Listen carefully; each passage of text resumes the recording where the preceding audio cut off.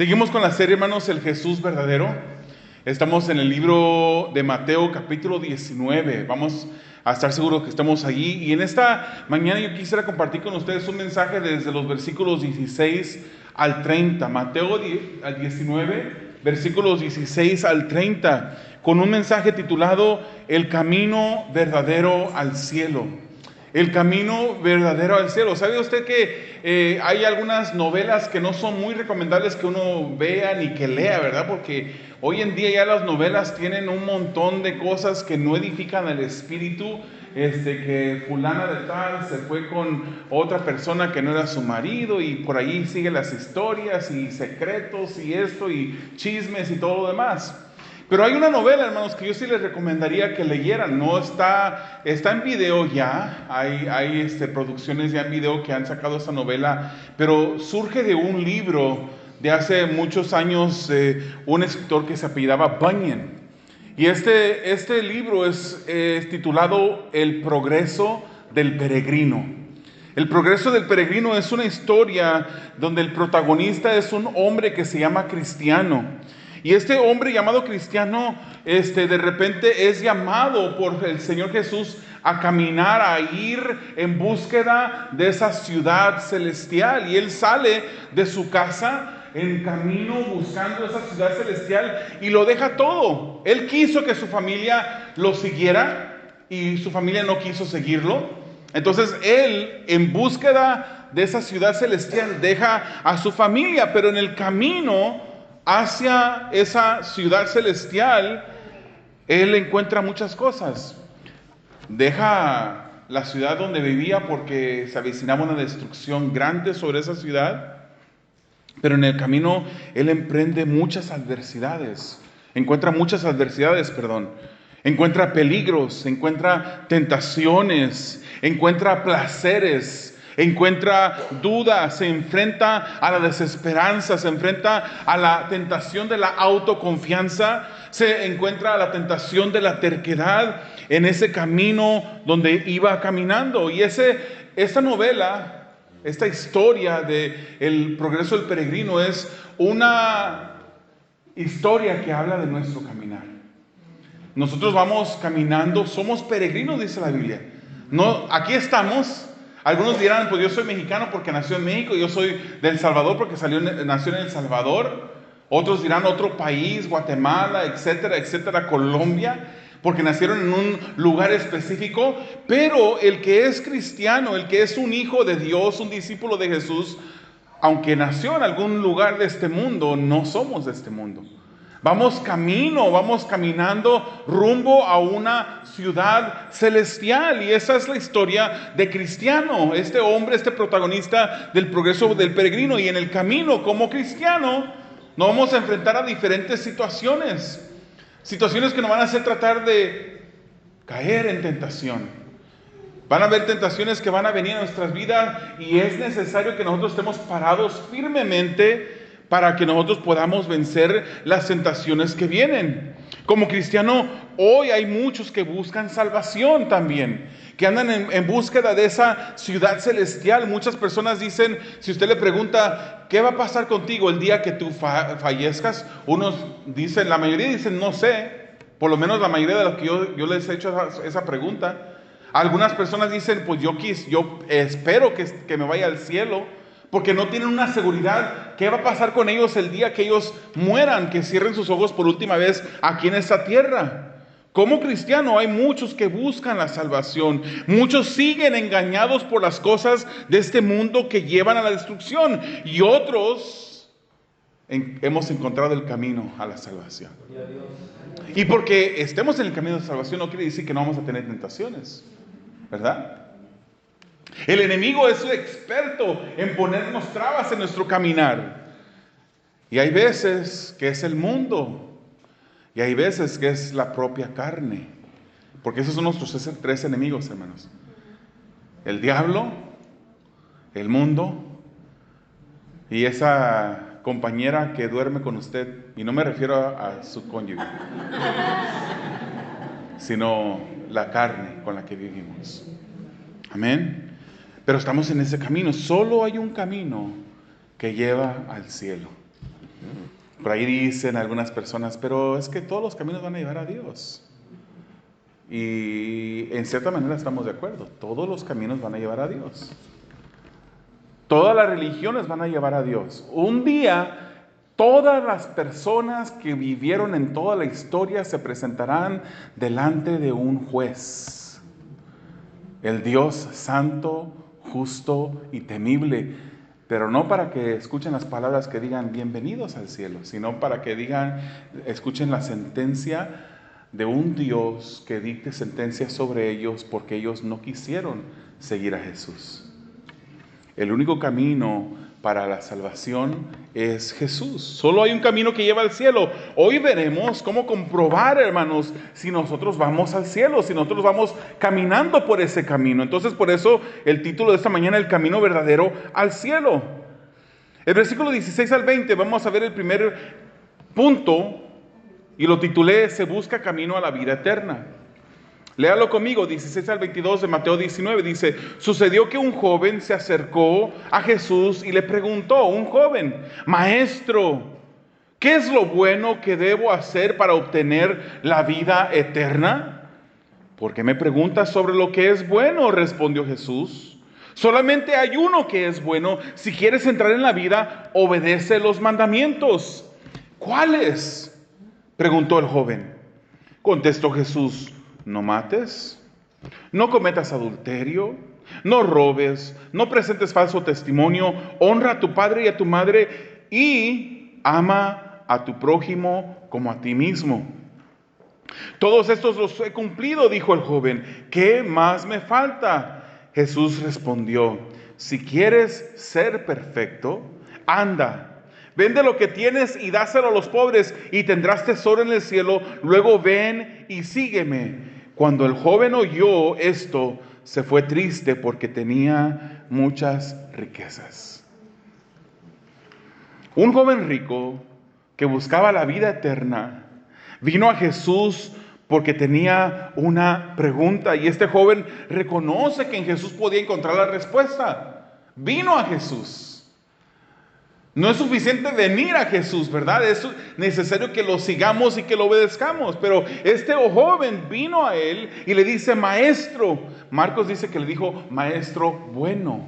Maestro bueno, ¿qué es lo que debo de hacer? ¿Qué es lo bueno que debo de hacer? ¿Cómo debo de vivir yo para poder un día llegar como cristiano del progreso del peregrino a esa ciudad celestial? ¿Qué debo de hacer? Jesús contesta confirmando lo que Marcos registra y él dice, ¿por qué preguntas sobre lo que es bueno? Solo hay uno que es bueno y Marcos lo dice de una manera diferente, dice, ¿por qué me llamas bueno? Solamente hay uno que es bueno. Y algunas personas dirán, ¿te fijas? Jesús no es Dios. Jesús está apuntando a Dios, que Él sí es bueno. Pero lo que Jesús está diciendo en este momento es decirle, tú me estás llamando a mí bueno. ¿Por qué me llamas bueno? ¿Acaso has reconocido que yo soy Dios? Lo estoy parafraseando, pero eso es lo que Jesús está diciendo. Tú me llamas bueno a mí, me estás reconociendo como bueno, también debes reconocerme a mí como Dios. ¿Por qué preguntas sobre lo bueno? Solo hay uno que es bueno. Jesús le daba a entender que Él era alguien más que la persona que le podía dar la respuesta, más que una persona que el joven admiraba. Jesús entonces le dice que una manera de lograr tener la vida eterna es por obras. Hermanos, por favor, no vayan a ir con el pastor Eric Holmstrom a decirle que estoy enseñando herejías, porque quiero que me den la oportunidad de explicarle lo que le quiero decir. La palabra del Señor nos dice que somos salvos, podríamos ser salvos por obras.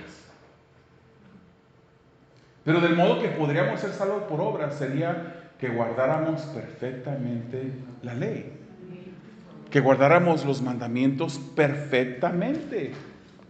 El día de ayer tuve la oportunidad de estar en un funeral compartiendo el evangelio. Y cuando uno habla a un grupo de personas que no conocen a Dios, uno les dice, ¿eres tú una persona que ha sido perfecta o has pecado? Y uno les hace una serie de preguntas. ¿Has mentido alguna vez? ¿Has tomado algo que no es tuyo? ¿Has sentido rencor en tu corazón alguna vez? Y típicamente, hermanos, con esas 3 preguntas solamente, con esos 3 pecados, típicamente casi todas las personas van a decir, sí, por lo menos una de ellas, 2 de ellas.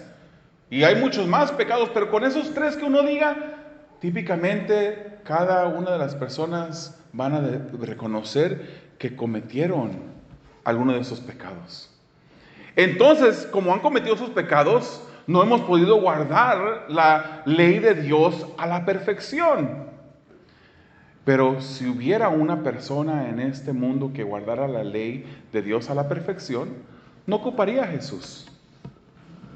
Pero la misma Biblia ya nos dice, todos hemos pecado, por cuanto todos han pecado, están destituidos de la gloria de Dios, dice la Reina Valera. Otra versión dice, han fallado a la meta, no han llegado, no han alcanzado la meta que Dios ha establecido.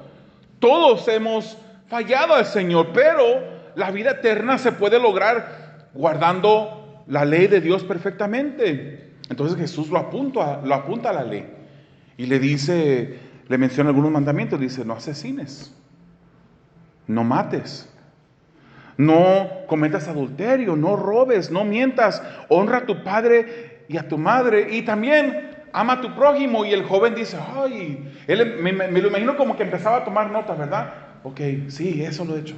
Sí, eso lo he hecho. Y en su mente él escuchaba a Jesús y él decía, sí, esas cosas lo he hecho. Y al final, cuando Jesús le dice eso, él le dice, todo esto lo he guardado. Todo esto lo he guardado desde mi juventud. Él dice con seguridad, con una seguridad, diciendo que él había guardado todas estas cosas desde su juventud. Hermanos, reconozcamos el carácter moral de este joven. Él era una buena persona. Si hubiéramos conocido a este joven, uno dijera, uy, qué bueno sería que este joven se quedara con una de mis hijas. Moralmente, este joven, a la vista de la sociedad, era una persona honorable.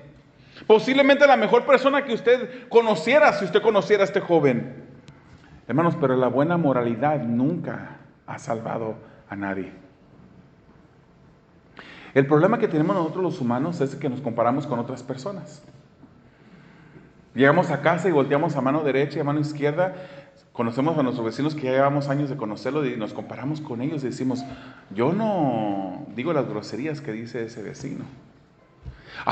Y yo se ha sabido por ahí que el otro vecino también ya le falló su cónyuge. Yo no he hecho eso. Tendemos a compararnos con otras personas.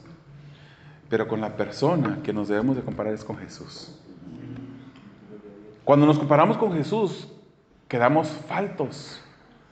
Nos falta. Y por mucho, hermano, no le llegamos ni a los talones a Jesucristo.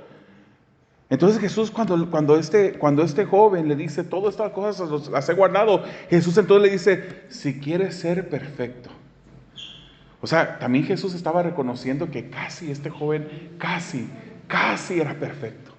Casi era perfecto. Jesús reconoce que este joven solo le faltaba una cosa. Solo una cosa te falta. Solamente debía de vender todo lo que tenía y dárselo a los pobres. Y después de hacer eso, regresar y seguir a Jesús. ¿Usted se recuerda a otra persona que cuando Jesús le dijo, sígueme? Esa persona también en las Escrituras nos dice que esa persona dijo, primero deja que vaya y entierre a mi padre. ¿Usted ha leído esa historia? ¿Usted cree que Jesús le estaba diciendo, aunque yo sé que tu padre está en un ataúd, quiero que me vengas y me sigas? Eso es lo que está pasando en esa historia. Este joven amaba a su padre tanto que lo amaba más que a Jesús. Y este joven le dice a Jesús, te voy a seguir, Jesús, pero después que muera mi padre. Me quedaré con mi padre. Ya cuando muera, entonces te seguiré. Aquí este joven tenía riquezas. No tenía el dinero que tenemos nosotros en el banco, hermanos. Él tenía muchas riquezas. Y Jesús le extiende una invitación. Le dice, ve y vende todo lo que tienes, desházate de todo. Y ese dinero que recaudes, vas y se lo entregas a los pobres. Y después vienes y me sigues. Porque Jesús quería que este joven tuviera un tesoro más grande en el cielo que el tesoro que tenía aquí en la tierra.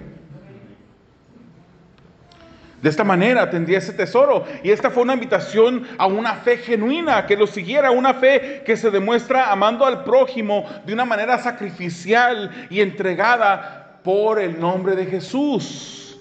Y el joven rico había llegado, hermanos, a Jesús con mucha alegría. Si usted lee el mismo relato en Marcos, él dice que corrió a Jesús. Y cuando llegó con Jesús, él se arrodilla con Jesús. Pero las palabras de Jesús, en lugar de ponerlo contento, es decir, eso es lo único que me falta para ser perfecto.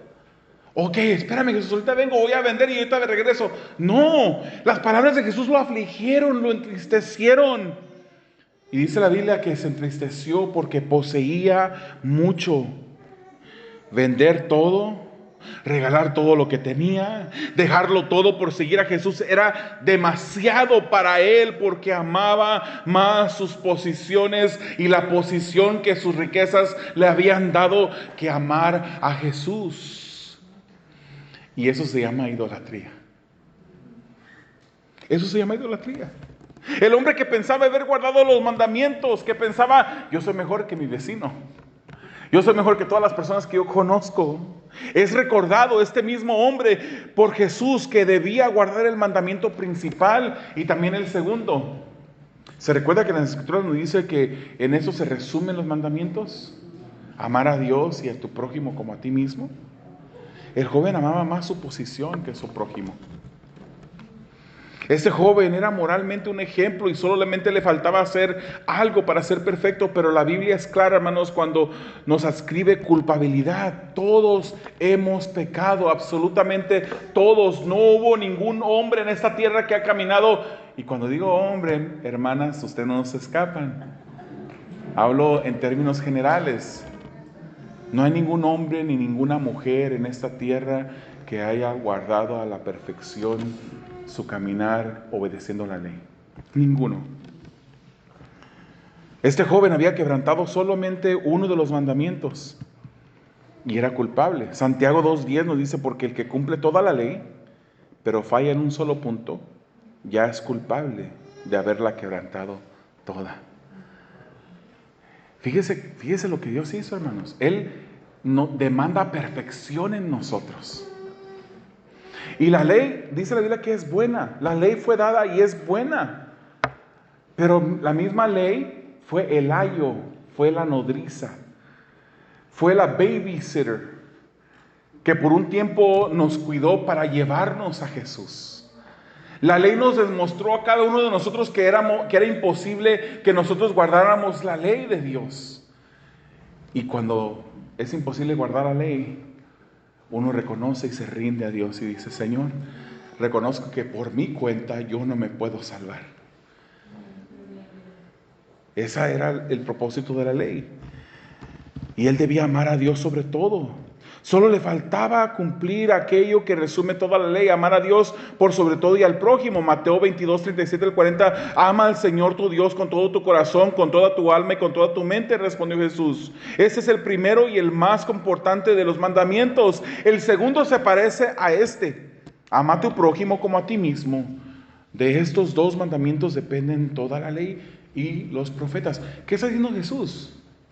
Ok, en el Antiguo Testamento encontramos la ley, y la ley tiene diferentes categorías. Hay una parte de la ley que es ceremonial, otra parte de la ley que es civil y otra parte de la ley que es moral. En el Nuevo Testamento, de esas tres partes de la ley, dos de esas partes ya no se establecen como algo que tenemos que seguir, como normas que tenemos que seguir, como la ley ceremonial o como la ley civil. Aunque nuestras leyes, si usted no sabía, nuestras leyes tienen influencia de esa ley civil que Dios dio. Pero ya no están establecidas como normas a seguir el día de hoy. Las normas de parte de la ley que seguimos hasta el día de hoy, que debemos de seguir, es la ley moral. Y esa ley moral, hermanos, se cumple solamente haciendo dos cosas: amando a Dios sobre todo y amando a tu prójimo.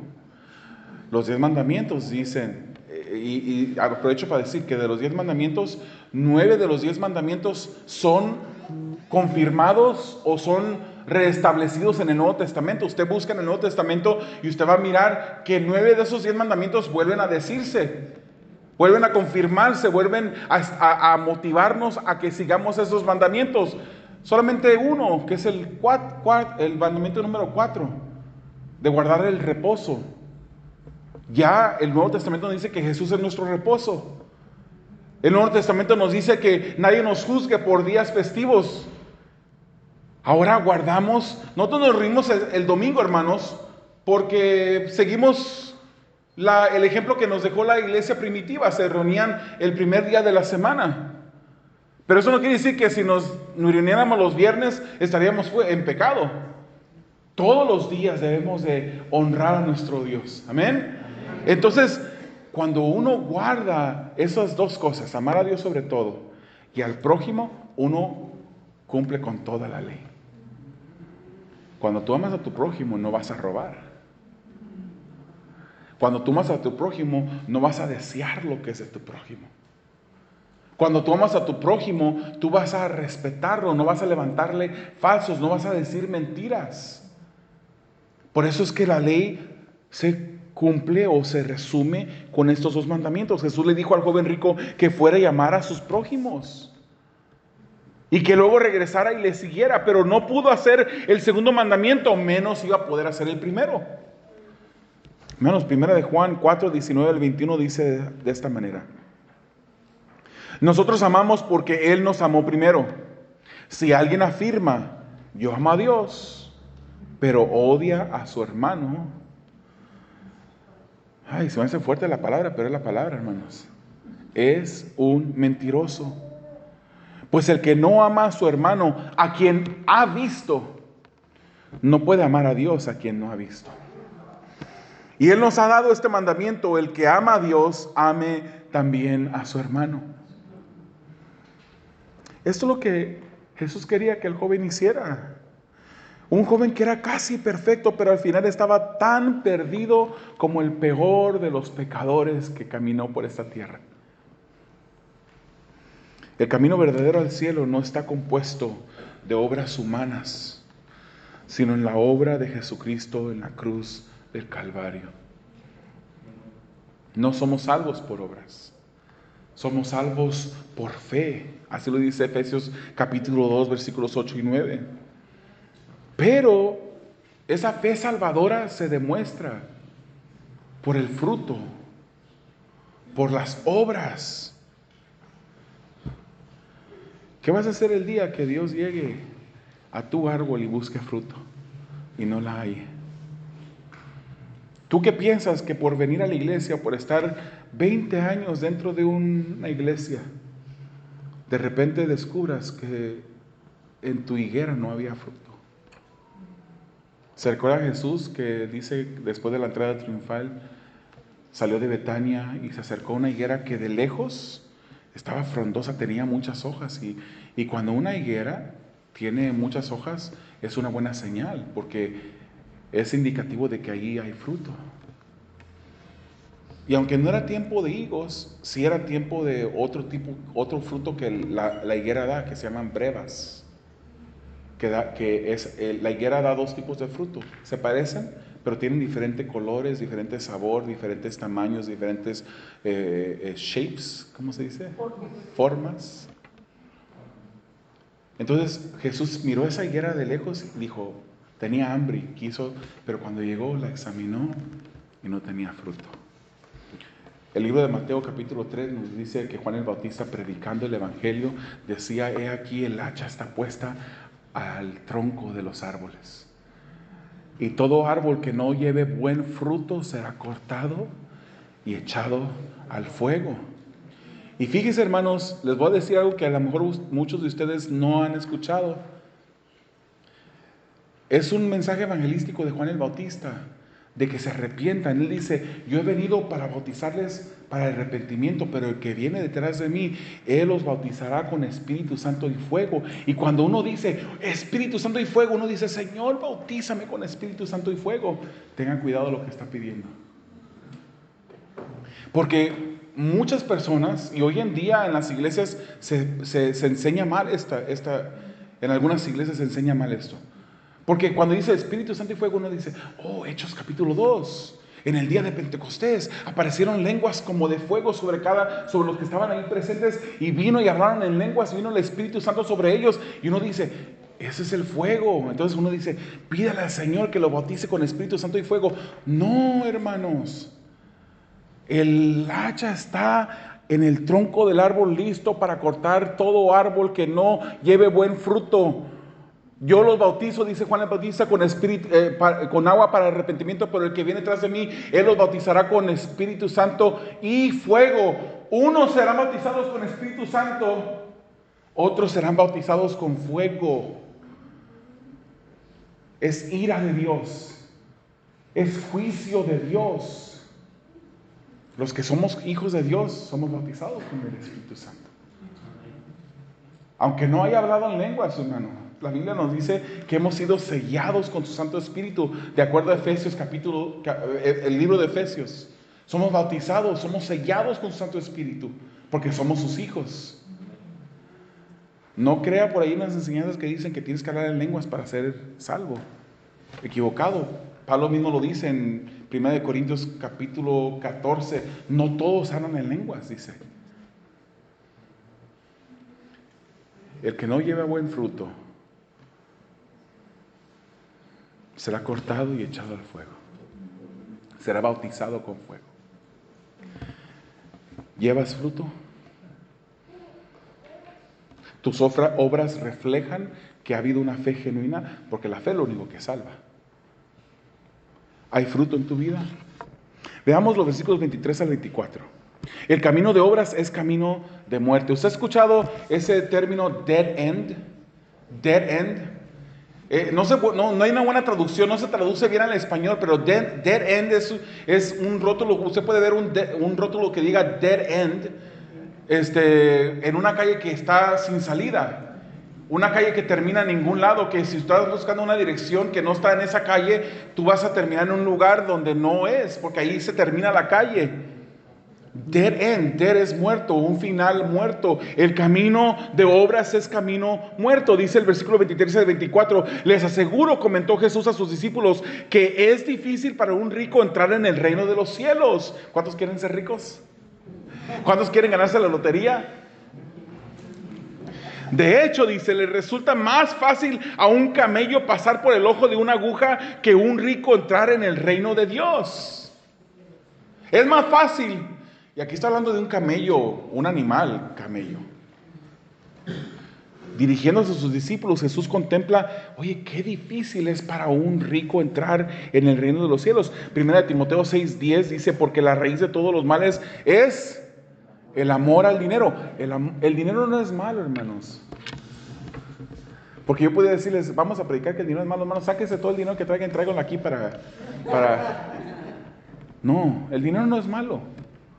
El amor al dinero es lo que afecta. Esa es la raíz de todos los males. Esto causó un gran asombro para los discípulos. Y ellos se preguntan, ¿y entonces quién podrá salvarse? Así lo dice Marcos. Esto es más fácil que un camello entre en el ojo de una aguja que un rico entre en el cielo. Hermanos, esto viene de un refrán árabe que dice, es más fácil para un elefante entrar en el ojo de una aguja. Ellos usaban este refrán para describir algo que era imposible, pero ellos usaban el animal elefante. Pero los judíos habían cambiado este refrán y ellos usaban el animal más grande que había en su entorno, que era el camello. Y ellos decían, Jesús lo dijo, es más fácil que un elefante entre por el ojo de una aguja, pequeñita el ojo, a que un rico entre en el reino de los cielos. Jesús aquí hace uso de una figura de expresión que se usa para exagerar. Esto se llama hipérbole. Él está diciendo algo en una manera exagerada. Igual como cuando Él dice, hipócrita, le dice, te pones a mirar la paja del ojo de tu hermano y no estás mirando la viga que tienes en tu ojo. Es una hipérbole, una exageración para enseñar un punto en este momento. Él dice, es más fácil que un camello entre por el ojo de una aguja. Y eso es un camello, hermanos. En el original, hay personas que dicen que el camello no es un camello animal, sino que es una soga. Pero esto no es así, hermanos. La palabra de soga en el original es similar a la de camello. Uno es camilos y otro es camelos. Entonces por esta diferencia, hay personas que dicen, no se refería a un animal, se refería a una soga, que aún así sería más difícil, ¿verdad? Meter una soga por el ojo de una aguja es difícil. Pero Jesús estaba refiriendo a un animal. Él estaba usando la palabra que denota un animal, un camello. Jesús dijo que esto para referirse que es imposible entrar al cielo por obras. Hermanos, el que es rico va a amar su dinero. Es fácil, es probable que el rico ame más al dinero que a Dios. Es muy raro, hermanos, personas como, ahorita no me acuerdo el nombre de esta persona, pero un hombre muy famoso, muy adinerado, que él daba el 90% de sus ingresos a la iglesia y se quedaba con el 10%. Usted dirá, pues qué fácil. No era Bill Gates. Con 10% del dinero que hacía él, pues yo hasta vivo y mantengo toda la iglesia. Hermanos, pero si nosotros cuando tenemos más poquito, se nos hace difícil. Si algunos de ustedes acostumbran a dar el 10, o el 11, o el 12, o el 13, preferirían dar menos. La palabra del Señor nos dice que debemos de dar con corazón alegre, con una buena actitud. No por necesidad, no con mala actitud, porque Dios ama al dador alegre. ¿Por qué? Porque ese que da con alegría no ama ese dinero. Más bien sabe y reconoce, Dios, tú eres el dueño de todo lo que tengo. Que yo aparte pequeñito de todo lo que tú me has dado, esto es algo insignificante. Gracias por darme todo lo que tengo. Y muchas veces nos duele darlo. Y no estamos hablando del dinero en esta mañana, no es un mensaje sobre las ofrendas. Pero cuidemos esa parte de nuestra vida también. Porque el que no quiere darle al Señor, después pasan otras cosas. Y al final tiene usted que perder su dinero en otras cosas. Hay un joven, no digo eso. 25 al 30, los señalamientos de amor a Dios y al prójimo. Al oír esto, los discípulos quedaron asombrados y decían, en ese caso, ¿quién podrá salvarse? Para los hombres es imposible, aclaró Jesús, mirándolos fijamente, mas para Dios todo es posible. Mira, nosotros lo hemos dejado todo por seguirte, le dijo Pedro. Ay, qué Pedrito. ¿Y qué ganamos con eso? Les aseguro, respondió Jesús, que en la renovación de todas las cosas, cuando el Hijo del Hombre se siente en su trono glorioso, ustedes que me han seguido, se sentarán también en 12 tronos para juzgar a las 12 tribus de Israel. Y todo el que por mi causa haya dejado casas, hermanos, hermanas, padre, madre, hijos o terrenos, recibirá 100 veces más y heredará la vida eterna. Pero muchos de los primeros serán últimos y los últimos serán primeros. Ante la dificultad de entrar en el reino de los cielos, esto preocupó a los discípulos. Entonces, ¿quién podrá salvarse? Va a ser imposible salvarse. Para esto vino la ley, hermanos, para demostrarnos la necesidad de Cristo, que no podíamos salvarnos por nuestra propia cuenta. Así lo dice Gálatas 3:24. Así que la ley vino a ser nuestro guía encargado de conducirnos a Cristo para que fuéramos justificados por la fe y no por las obras. Cuando reconocemos nuestra incapacidad de guardar la ley, podemos ir a Cristo. Y ese es el orgullo, hermanos, que a veces le detienen a las personas y dicen, yo soy suficientemente bueno, yo no ocupo nada más, yo no ocupo a Cristo. Y piensan ser suficientemente buenos para poder entrar al cielo. Y Jesús aclara que para el hombre salvarse es imposible, pero para Dios es posible. ¿Cuántos damos la gloria al Señor por ello? Amén.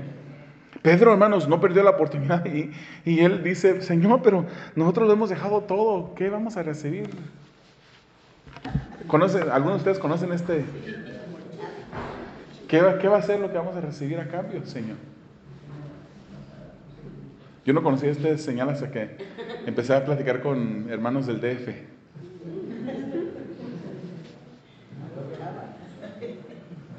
¿Qué vamos a recibir en cambio? Le dice Pedro. Lo hemos dejado todo por ti. Y Jesús le contesta, no hay nadie que ame a Dios y a su prójimo por encima de todo que no haya de recibir bendición a cambio. No solamente en el futuro, hermanos, en el presente. 100 veces más, dice el Señor. En esta vida podrán dejarlo todo a cambio de persecución, pero la recompensa será mayor. El tesoro en el cielo es superior a cualquier tesoro que podamos tener en esta tierra. Esta es la razón, hermanos, por la que Jesús quería que sus discípulos dejaran ambiciones terrenales de primacía. ¿Se recuerda que Jesús hablaba en contra del orgullo de los mismos discípulos? Los discípulos batallaban con el orgullo. El versículo 30 dice, pero muchos primeros serán últimos y los últimos primeros.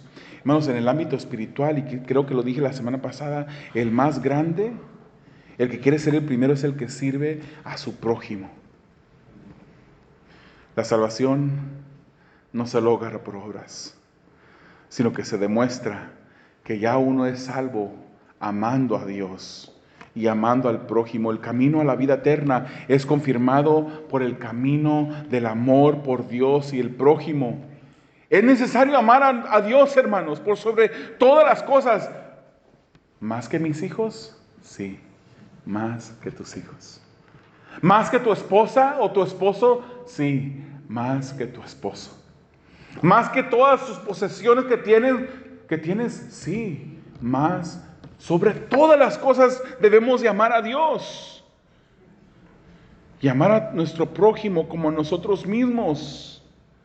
Se asume que ya nos amamos, ¿verdad? Si viene un carro a 100 millas por hora y está en peligro usted de que lo arrolle el carro, ¿qué va a hacer usted? Se esconde detrás de otro carro, de una muralla de contención, algo. Usted corre para salvarse. Ese mismo amor que se tiene por usted mismo deberíamos de tener por nuestro prójimo. Para poder encontrar la vida eterna se necesita fe. Y una fe que resulta en obediencia siguiendo los señalamientos de amor por Dios y amor por el prójimo. Mientras que cierro, hermanos, ¿qué podemos llevarnos a casa? ¿Cómo podemos aplicar este pasaje a nuestras vidas? Recordemos, hermanos, que debemos de amar a Dios. Y es buen momento para reflexionar en esta mañana y pedirle al Señor, Señor, revélame si hay algo en mi vida que estoy amando más que amarte a ti.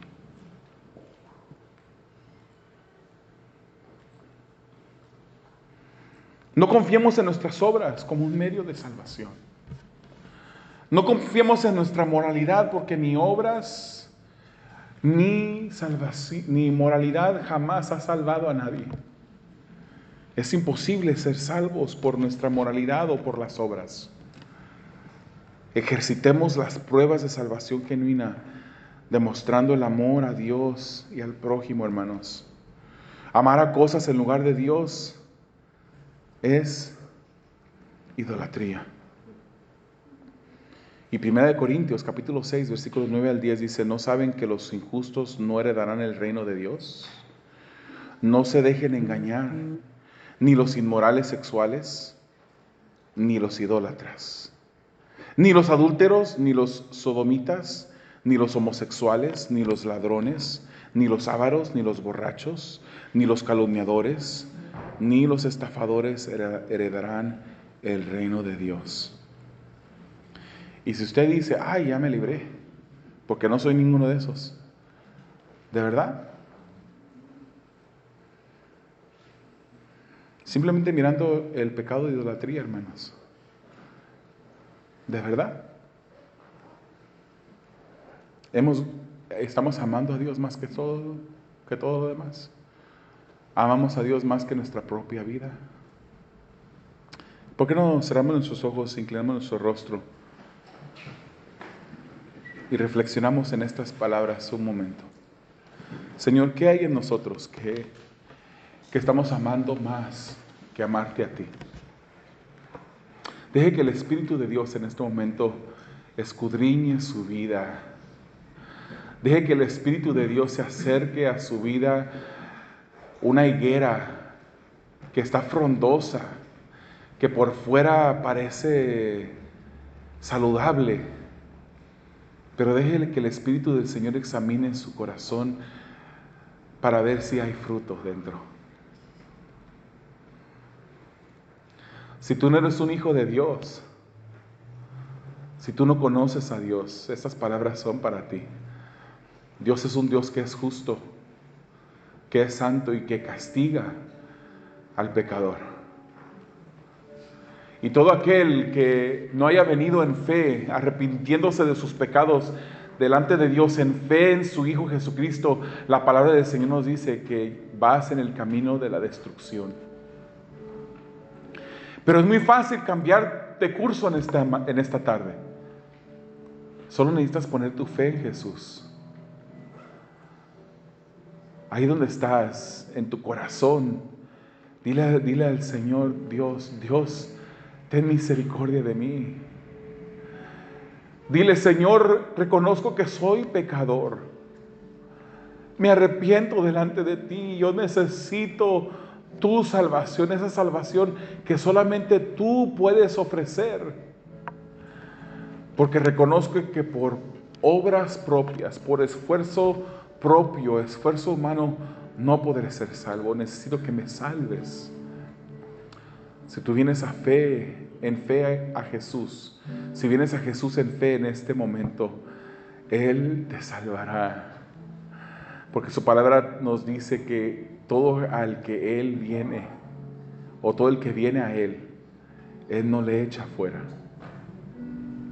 Amado Dios, te damos gracias por tu bondad y misericordia, Señor, que tú nos recuerdas tus verdades, las verdades del reino, Señor, a través de las Escrituras. Sabemos, Señor, que nuestro caminar no es perfecto, pero deseamos, Señor, que cada día santifiques más nuestras vidas. Que cada día podamos, Señor, ser santificados, Señor, buscar esa santidad, Señor, sin la cual nadie verá al Señor. Ayúdanos, Padre, mientras que caminamos, a amarte a ti por sobre todas las cosas, Señor, y ayúdanos a amar a nuestro prójimo como a nosotros mismos. Porque esas son las señales que vamos por el camino de salvación. Cuando hemos dejado el egoísmo que nos mueve a amarnos a nosotros. Cuando hemos dejado la idolatría que también nos mueve a amarnos más a nosotros que amarte a ti.